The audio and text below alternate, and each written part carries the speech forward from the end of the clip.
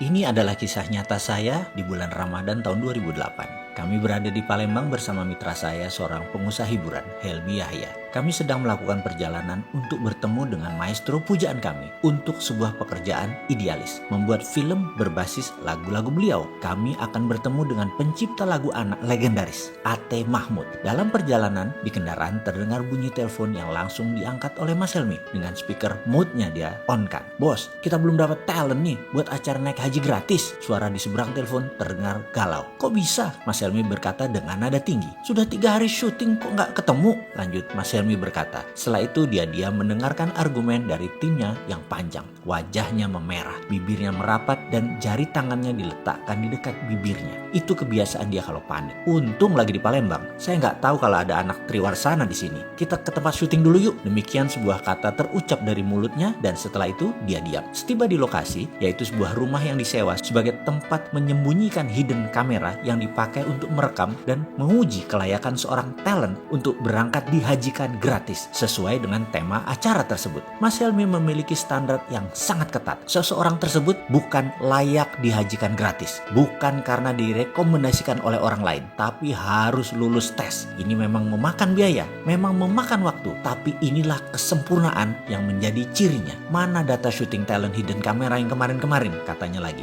Dalam sekejap dia menyaksikan video rekaman-rekaman para talent tersebut dites berbagai cara tesnya. Dengan hidden kamera kita memperhatikan Ustadz ini, Bapak Anu, ujung-ujungnya tidak ada yang layak. Lalu saya disuruh menilai. "Bosman, kamu lihat tuh yang dites pas sebelum Jumatan, 2 Ustadz." Mas Helmi keluar dengan muka merah. Saya turuti perintahnya dan menyaksikan. Biasa kami menggunakan penguji si Rini, spesialis pengujian. Cantik, dewasa, anggun, lengkap dengan jilbab dan aura kerendahan hatinya. Dia melakukan aksi ujiannya di depan Ustadz yang dimaksud. Dia datang jam 11.30 lalu berkata, "Saya ada masalah dengan perkawinan, saya ada masalah dengan suami saya." Dan seterusnya dia bercerita sangat meyakinkan. Sang Ustadz talent tadi yang sedang diuji mulai berdalih, mulai mewejang dan menyaksikan adegan tersebut. Maka saya tahu sekali mimik wajah dan gerak mata seseorang yang dalam tanda petik berminat. Darah saya langsung naik. Kok begini sih ini Ustadz? Ini orang terpandang di daerahnya yang direkomendasikan banyak orang. Menggeser duduknya dekat-dekat si Rini.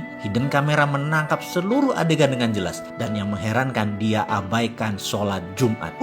Hilang rasa hormat dalam hati ini. Dasar buaya, saya berkata dalam hati. Di video satunya setali 3 uang sama saja. Malah Rini pakai dipegang-pegang lagi pundaknya. Setiap beberapa kalimat dia menyentuh bagian tubuh Rini di tangan, seperti menepis kotoran dari jilbab Rini. Dan padahal nggak ada apa-apa. Darah emosi saya naik memuncak. Gile nih, sama aja, dasar bandot semuanya. Saya mendadak sangat marah. Sebagai pria, tahu banget niat laki-laki macam itu. Emosi saya naik. Saya keluar ruangan. Mas Helmi nafasnya turun naik dengan cepat. "Gila nih, besok naik tayang jam 4 sore belum ada talent." "Di mana Rini?" "Lagi ada talent Pak, deket sini Pak." Demikian seorang staf Triwarsana menjawab. "Nih lagi kita tes, live tuh di ruang belakang." Bergegas kami melihat seluruh kru berharap-harap cemas. Mukanya semua tegang. "Jauh nggak dari sini?" saya bertanya. "Enggak Mas, paling 500 meter." Jawaban kameramen Triwarsana. "Siapa dia?" saya tanya. "Dia guru bahasa Indonesia. Kalau sore ngajar ngaji." Demikian komentar staf Triwarsana. Dalam monitor terlihat seorang bapak sedang duduk kelelahan. Dia habis ngajar ngaji. Di masjid masuklah Rini. Dengan gayanya yang meyakinkan dia berkata, "Pak, saya ada anak usia 8 tahun, kelas 2 SD. Saya sudah tidak kuat merawatnya." Dipotongnya kalimat tadi ditambah dengan emosi. "Nakal banget Pak dia. Saya mau buang aja. Saya mau kasih bapak aja. Saya udah gak tahan ngurus anak itu." Si Rini menyelesaikan kalimat dengan muka memerah dan membetulkan jilbab sehingga lekuk tubuhnya sengaja yang berbentuk seksi tersebut terlihat. Sang bapak membuang muka. Kemudian dia menundukkan sambil menjawab, "Aku terima." "Maksud Bapak?" kata si Rini lagi. "Ya, sini anak itu, aku rawat dia. Ini pasti kehendak Allah. Aku ikhlas." Dia menjawab sambil menundukkan wajahnya. Muka Rini terlihat gugup.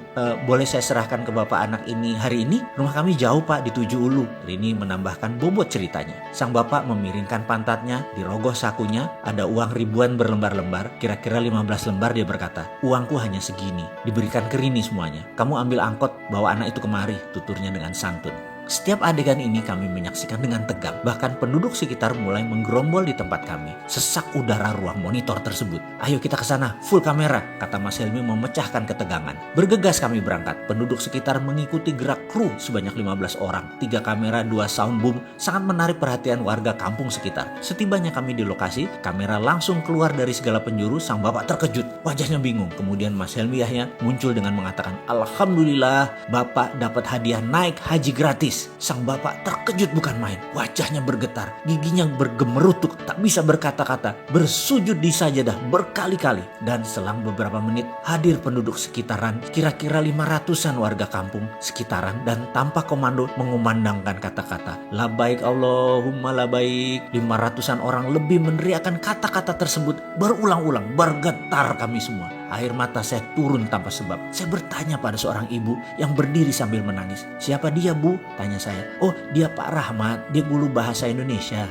di SD sini. Setiap bulan dia memberikan setengah dari gajinya untuk membayar anak-anak dengan permen, dengan apapun supaya mereka mau mengaji. Jawab sang ibu sambil menggendong anaknya yang sudah agak besar. Setengah, saya terperanjat. Iya, lanjut ibu tadi. Dan itu dia sudah lakukan 25 tahun kira-kira. Saya adalah muridnya pertama-tama. Karena sangat miskin kami tak sanggup belajar, tapi dia membimbing kami. Sekarang pun anakku belajar ngaji sama Pak Rahmat dan masih diberi bonus hadiah supaya rajin mengaji. Saya tersentak. Saya menyaksikan seorang bapak, ia lagi dipakaikan kain ihram, dikumandangkan talbiyah labaik Allahumma labaik oleh separuh kampung, warga kampung yang ternyata mencintai dia. Diarak beramai-ramai dari masjid ke rumahnya, tepat di kediamannya yang hanya berjarak 200 meter dari masjid, untuk dipamitkan dan untuk memohon izin kepada sang istri. Setiba di rumah yang masih beralas tanah, sepasang suami istri renta berpelukan. Saya masih mendengar sang bapak berkata, Allah mengabulkan doa kita, Bu. Aku berhaji. Aku yang miskin ini berhaji.